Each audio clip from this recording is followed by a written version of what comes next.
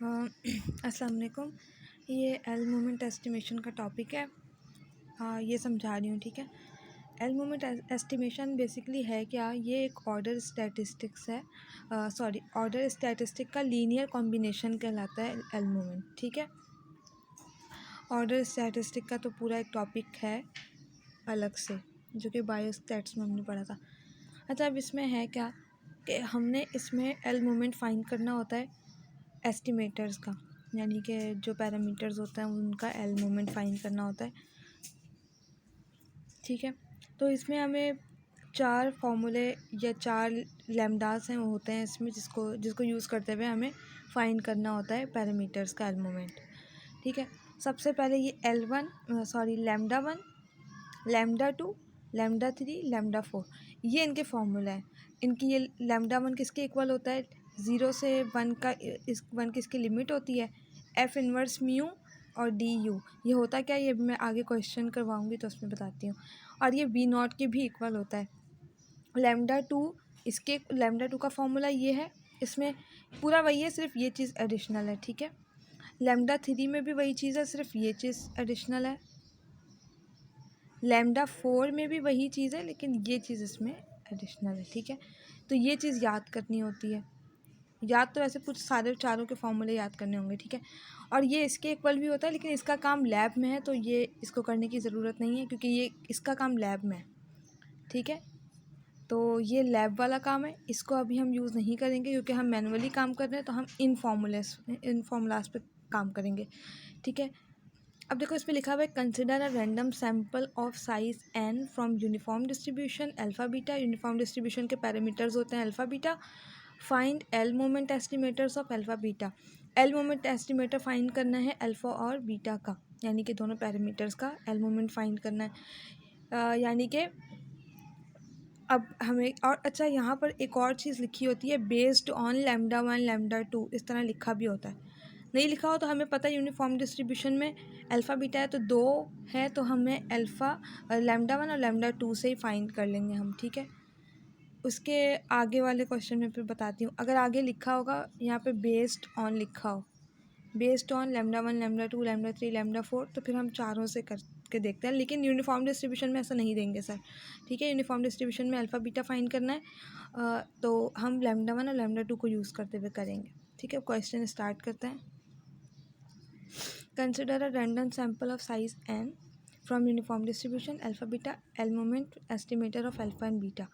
अब L moment find करना है। सबसे पहले तो हम सॉल्यूशन के बाद पीडीएफ लिख लेंगे, लेकिन इस सवाल में जब हम एल मोमेंट का सवाल कर रहे होते हैं, हमें उसमें पीडीएफ का नहीं बल्कि सीडीएफ को यूज़ करना होता है, ठीक है। लेकिन फिर भी काम करने का तरीक़ाकार होता है, तो हम सबसे पहले पीडीएफ लिख देंगे और उसके बाद अपना सीडीएफ लिख देंगे। सीडीएफ को ड्राइव करने की ज़रूरत नहीं है, क्योंकि ये ऑलरेडी बहुत लंबे क्वेश्चंस होते हैं, इसमें हम सीडीएफ को पूरा ड्राइव करने की ज़रूरत नहीं है। सर ने भी डायरेक्ट करवाया है हमें, ठीक है। पीडीएफ लिखा, उसके बाद सीडीएफ लिख देंगे, ठीक है। सीडीएफ लिख दिया हमने, जो भी डिस्ट्रीब्यूशन होगी उसकी सीडीएफ हमने लिख दिया। अब हमने करना क्या है कि सीडीएफ को हम एफ इनवर्स म्यू के इक्वल लेते हैं और म्यू के इक्वल लेते हैं, इस तरह से लिखते हैं, ठीक है। जो भी यहाँ पर कोई और डिस्ट्रीब्यूशन भी है, तो हम उस डिस्ट्रीब्यूशन का जो सीडीएफ है उसको एफ इनवर्स म्यू के इक्वल लेते हैं और म्यू के, इस तरह से करके हम इसको सॉल्व करेंगे। आगे हमने करना क्या होता है कि एक्स को सीडीएफ में से जो एक्स होता है ना, उसको सेपरेट करना होता है, ठीक है। जैसे ये वाला स्टेप लिखा हमने, F inverse mu is equals to x, यहाँ पे जो भी सी डी एफ है वो, और is equals to mu. C D F हमेशा म्यू के इक्वल होता है, हम उसको म्यू के इक्वल ले रहे हैं, ठीक है। म्यू के इक्वल लेने के बाद हम इसको सॉल्व करेंगे। यहाँ से एक्स को सेपरेट करते हैं, ठीक है। एक्स को सेपरेट करेंगे तो वो हमारा इसके इक्वल होता है, ठीक है, जो भी एक्स होता है। हमें असल में देखो फॉर्मूले में चाहिए कि ये हमारा फॉर्मूला था ना, तो अब हमें ये चीज़ चाहिए एफ़ इनवर्स म्यू। तो एफ़ इनवर्स म्यू जो होता है ना, वो सी डी एफ, जो हम सी डी एफ से निकालते हैं, सी डी एफ को म्यू के इक्वल करते हैं, फिर वहाँ से एक्स को सेपरेट करते हैं। जो भी एक्स की चीज़ आती है ना, वो हमारी एफ़ इनवर्स म्यू के इक्वल होती है, ठीक है। जैसे ये चीज़ हमने लिखा। अब यहाँ से देखो, ये नीचे डिवाइड में इधर आके मल्टीप्लाई हो गया, यहाँ से क्या बच गया, एक्स माइनस अल्फ़ा, माइनस में अल्फ़ा इधर आके प्लस में हो गया, एक्स हमारा सेपरेट हो गया। तो ये वाली जो चीज़ आई है ना, ये हमारी होती है एफ इनवर्स म्यू, जो एक्स की जो भी चीज़ आती है ना, मतलब फाइंड करते हैं एक्स की CDF से, वो हमारी एफ इनवर्स म्यू के इक्वल होती है। तो हमारे पास एफ इनवर्स म्यू जो फॉर्मूले में हमें चाहिए था वो तो आ गया, ठीक है। अब हम काम करते हैं, अब हम λ1 के लिए करेंगे एक बार, फिर एक बार λ2 से करेंगे, ठीक है, क्योंकि हमें 2 पैरामीटर्स फाइंड करने हैं, अल्फ़ा और बीटा। देखो सबसे पहले तो हमने λ1 के लिए किया, तो λ1 का फॉर्मूला लिख दिया, ठीक है, λ1 का हमने फॉर्मूला लिख दिया। फॉर्मूला लिखने के बाद हमने क्या किया, एफ इनवर्स म्यू हमारा क्या आया था, ये mu bracket beta minus alpha bracket of plus alpha, हमने वो लिख दिया, और डी यू ये वाला वैसे ही लिख दिया, ठीक है। ये वाली वैल्यू किसकी थी, ये एफ इनवर्स म्यू, तो हमने लिख लिया, और बाकी ये डी यू वैसे ही रहा और ये वैसे ही रहा। अब विथ रिस्पेक्ट टू म्यू काम करते हैं, ठीक है, विद रिस्पेक्ट टू म्यू। तो विद रिस्पेक्ट टू म्यू काम करते हैं, क्योंकि देखो डेरिवेटिव ऑफ यू लिखा हुआ है, तो जहाँ जो भी यहाँ पर होता है हम उसी के रिस्पेक्ट से इंटीग्रेट करते हैं या डेरिवेटिव लेते हैं, इस तरह काम करते हैं। तो यहाँ पे डी यू है, फॉर्मूले का है ना डी यू, तो हम विद रिस्पेक्ट टू म्यू यहाँ पर इंटीग्रेट करेंगे। तो जो चीज़ कांस्टेंट है हम उसको साइड पे कर देते हैं। अब म्यू यहाँ पर है, तो हम इंटीग्रेट करते हुए क्या करते हैं कि पावर में 1 ऐड हो जाता है और नीचे आ जाती है वो चीज़ जो भी पावर बन जाती है, ठीक है। तो यहाँ पर म्यू 1 पहले से है, इंटीग्रेट करते हुए क्या होता है कि 1 प्लस और कर देते हैं, 1 + 1 2 हो जाएगा, और जो भी 2 है वो नीचे आ जाएगा। इंटीग्रेट करना तो सबको आता ही है, ठीक है। तो यहाँ पे 2 हो गया और यहाँ पे 2 नीचे 2 आ गया, क्योंकि पावर में 2 था, और यहाँ से हमने 1 और 0 लिख दिया, क्योंकि हम इंटीग्रेट कर रहे हैं, ये अपर लिमिट ये लोअर लिमिट, ठीक है। फिर प्लस, अब दूसरी टर्म हमारे पास क्या है, इसको तो कर लिया, अब दूसरी टर्म हमारे पास क्या है, अल्फ़ा।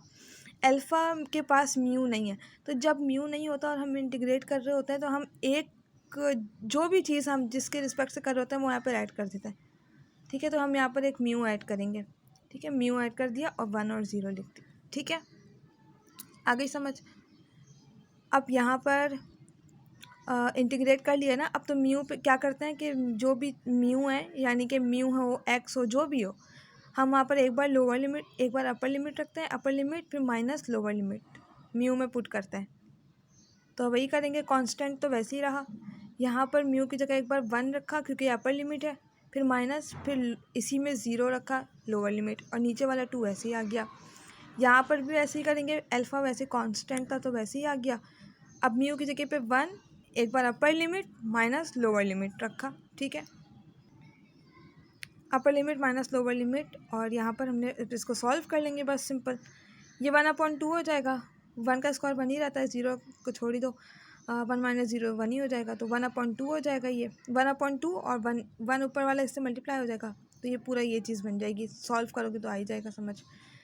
यहाँ से ये 1 से मल्टीप्लाई होगा तो अल्फ़ा वैसे ही आ जाएगा। अब इसको एलसीएम ले लेंगे, 2 अल्फ़ा, ये एलसीएम पूरे पे आ जाएगा ना, नीचे ये पूरे पे आ गया, और ये 2 अल्फ़ा हो गया, और ये ऊपर वाली टर्म वैसे ही आ गई। तो यहाँ पे माइनस का अल्फ़ा है, यहाँ पे प्लस का 2 अल्फ़ा है, तो ये माइनस होके 1 अल्फ़ा बच गया, तो बीटा प्लस अल्फ़ा अपॉन 2, ये हमारे पास λ1 आ गया, ठीक है।